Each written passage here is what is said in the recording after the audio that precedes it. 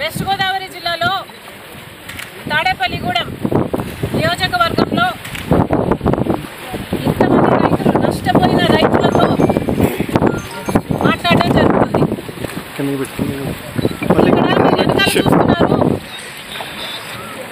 ఇలా వీళ్ళ పంటల్లోకి నీళ్ళు వచ్చిన పరిస్థితి.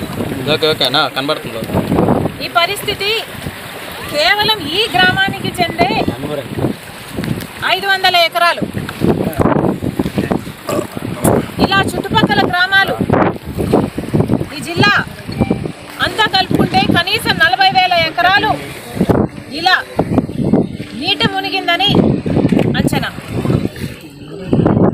మరి రైతులు ఇంతగా నష్టపోతుంటే ఏ ప్రభుత్వానికైనా ఎందుకు కనిపించడం లేదు? ప్రతి రైతు ఇక్కడ చెప్తున్నారు, అమ్మా ప్రతి ఒక్కరికి కనీసం 14,000 రూపాయలు ప్రతి ఎకరాకి పెట్టుబడి అయ్యింది. చాలామంది కౌలు రైతులము, అప్పు తెచ్చుకొని పెట్టినాము. కనీసం ఒక్కొక్కరికి 2 లక్షలు అనే అప్పు ఎంతుందన్న కనీసం లక్షల్లో వీళ్ళకి అప్పు ఉంది. కనీసం 2 లక్షలు ప్రతి రైతుకు ఇక్కడ అప్పు ఉంది. ఇలాంటి పరిస్థితుల్లో ప్రభుత్వాలు ఏం చేస్తున్నాయో సమాధానం చెప్పాల్సిన అవసరం ఉంది. వీళ్ళందరూ ఇక్కడ మా పొలాలు ఎంతగా మునిగిపోయాయో చూడమ్మా అని వాళ్ళందరూ మరి వాళ్ళ కష్టాలు చెప్పుకునే ప్రయత్నం చేశారు. అందుకే నేను కూడా నీళ్ళల్లో దిగి వాళ్ళ కష్టాలకు రావాల్సిన అటెన్షన్, రావాల్సిన నష్టపరిహారం కోసం ఈరోజు కాంగ్రెస్ పార్టీ కూడా వాళ్ళ కష్టాలలో బాగా పంచుకోవడానికి ఈరోజు మేము కూడా నీళ్ళలో దిగి మాట్లాడుతున్నాం. ప్రభుత్వాలు కళ్ళు తెరవాల్సిన అవసరం ఉంది. పక్క రాష్ట్రంలో రేవంత్ రెడ్డి గారు రుణమాఫీ చేశారు. ఇక్కడ రైతులు కూడా అమ్మా మాకు రుణాలు ఉన్నాయి, మాకు కూడా రుణమాఫీ అవసరము అని ప్రాధాన్యపడుతున్నారు. చంద్రబాబు గారికి చెప్తున్నాము, చంద్రబాబు గారు కాంగ్రెస్ పార్టీ అధికారంలో కూర్చుంటే తెలంగాణలో మాదిరిగానే ఇక్కడ కూడా 2 లక్షల వరకు రుణమాఫీ చేసే వాగ్దానం మేము ఇచ్చాము. కానీ మీరు ఇవ్వనంత మాత్రాన చెయ్యకూడదు అని రూల్ ఎక్కడా లేదు. రాజశేఖర రెడ్డి గారు రుణమాఫీ చేస్తాను అని వాగ్దానం మేనిఫెస్టోలో పెట్టకుండానే రుణమాఫీ చేసిన గొప్ప మహానేత రాజశేఖర రెడ్డి గారు. చంద్రబాబు గారు కూడా రైతులను ఆదుకోవాల్సిన అవసరం ఉంది అని కాంగ్రెస్ పార్టీ డిమాండ్ చేస్తుంది. ఇక్కడ రైతులు చెప్తున్న పరిస్థితి అయితే దారుణంగా ఉంది. అమ్మ ప్రతి సంవత్సరము ఇక్కడ నీళ్లు ఇలాగే పొంగి పొర్లుతున్నాయి. ఎర్రకాలువ పైనుంది, ఎర్రకాలువలో మరమ్మతులు జరగలేదు, మోడర్నైజేషన్ ఏ కెనాల్స్లోనూ జరగలేదు. అక్కడ గనక పూడికలు తీసునుంటే మాకు ఇది నీళ్లు రాకపోయేవి, ఇంత దారుణంగా పరిస్థితి ఉండేది కాదు అంటున్నారు. మరి గత ప్రభుత్వం వైసీపీ ప్రభుత్వం, జగన్మోహన్ రెడ్డి గారు ముఖ్యమంత్రిగా ఉన్నారు. జలయజ్ఞంలో రాజశేఖర రెడ్డి గారు రైతుల పక్షపాతి అని నిరూపించుకుంటే, జలయజ్ఞంలో రాజశేఖర రెడ్డి గారు మిగిల్చి వెళ్సిన ప్రాజెక్టులన్నీ 6 నెలల్లో పూర్తి చేస్తామని జగన్మోహన్ రెడ్డి గారు 6 నెలల్లో పూర్తి చేయకపోగా కనీసం ఉన్న ప్రాజెక్టులను కూడా కనీసం మరమ్మతులు చేయలేదు. గేట్లు కూడి తేలిపోతున్నా పట్టించుకోలేదు. ఆఖరికి పూడికలు కూడా తీయలేదు. కట్టెడు మట్టి కూడా ఎత్తి పోసిన పాపాన పోలేదు. కాబట్టే ఈరోజు ఇంతగా నీళ్ళు వచ్చాయి అని ఈ రైతులు చెప్తున్నమాట. ఇలా రాష్ట్రం అంతా ఎక్కడ చూసినా ఇదే పరిస్థితి.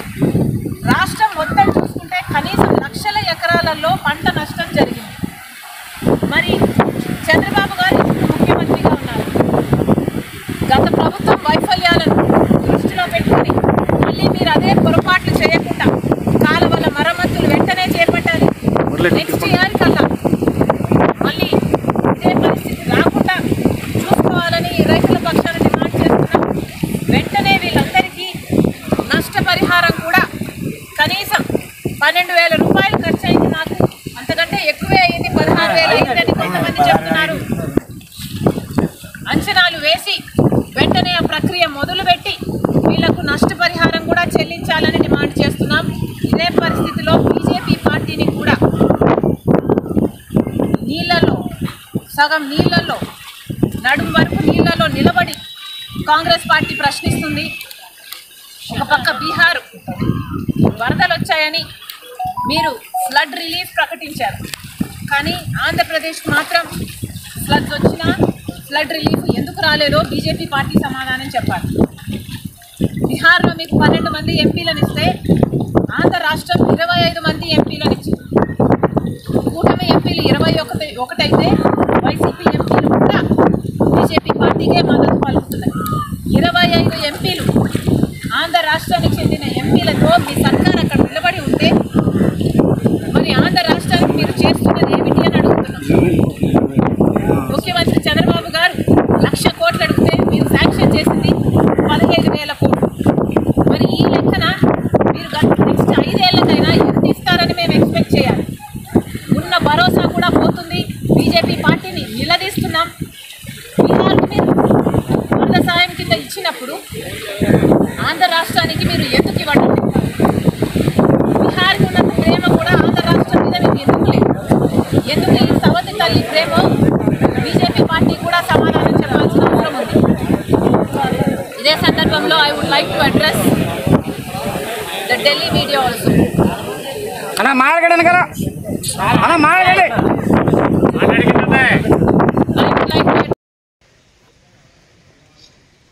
గత వారం రోజుల నుంచి కురిసిన అకాల వర్షాల వలన ఈ ఎర్రకాలువ ముంపు దాదాపు ఈ జిల్లా ఉమ్మడి పశ్చిమ గోదావరి జిల్లాలో 32,000 ఎకరాల ముంపుకి గురైనాయి.